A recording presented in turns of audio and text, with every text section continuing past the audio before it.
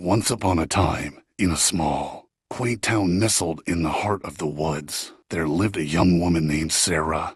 She was a quiet, introverted soul who loved to spend her days lost in a good book or lost in her own thoughts. One fateful night, Sarah was awakened by a terrifying sound. It was a blood-curdling scream that echoed throughout the town. She jumped out of bed, her heart pounding in her chest. As she peered out her window, she saw a figure darting across the street. It was a man, his face contorted in a mask of terror. Sarah's curiosity got the better of her, and she decided to investigate. She grabbed her trusty flashlight and headed out into the dark, moonless night. As she made her way down the street, she could feel the hairs on the back of her neck stand on end. The air was thick with an unnerving sense of foreboding. She reached the spot where she had seen the man, but there was no sign of him.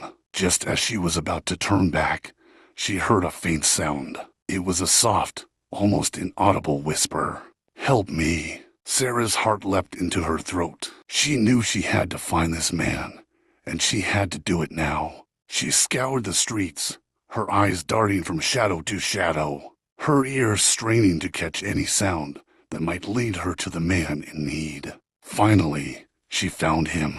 He was huddled in a corner, his body shaking with fear. Sarah approached him cautiously, her flashlight illuminating his terrified face. "What's wrong?" she asked, her voice trembling. "I'm being hunted," he whispered. "I can hear them. They're coming for me." Sarah's blood ran cold. She knew she had to help this man, but she was also terrified of what might be lurking in the shadows. She took a deep breath and steeled herself. "Come with me," she said, extending her hand. "We'll find a safe place to hide." The man nodded, and together they made their way to a nearby abandoned house. As they entered, Sarah felt a chill run down her spine. The house was dark and deserted, but it was the only refuge they had. They settled in the living room, Sarah's flashlight providing the only source of light. As they sat in silence, the man's eyes darted from shadow to shadow,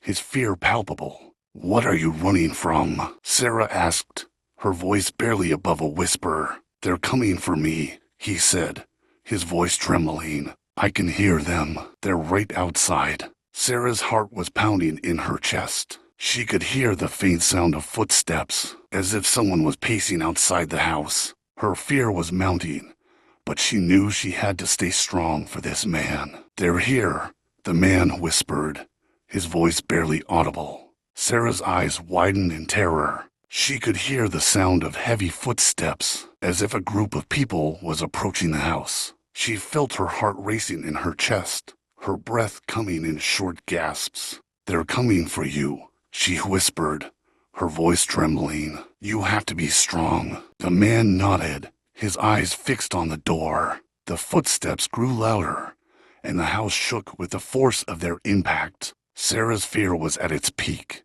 but she knew she had to stay strong for this man. The men are relentless in their search, and they're closing in on the house. Sarah and the boy can hear their footsteps getting louder and louder.